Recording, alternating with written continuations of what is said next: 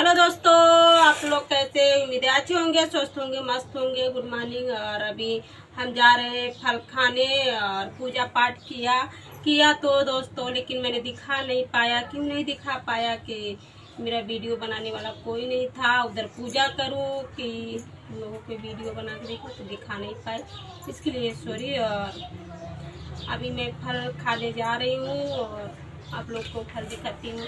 ये बनाना है, ऑरेंज है और चीकू है। 3 कलर का मेरा फल है। और मैंने गंजी जिसको बोलते हैं उसको मैंने उबाला था, उसको दूध के साथ खाया था। अभी इसको जा रही हूँ खाने और देखती हूँ क्योंकि टाइम हो गया है। और बस यही ऐसे बैठी हूँ, बस खा रही हूँ। और दोस्तों, जिसको जिसको खाना है वो आके खा लीजिए आप लोग, क्योंकि मुझे बहुत अच्छा लगता है आप लोग के साथ शेयर करने से। आप लोग भी आइए, खाइए।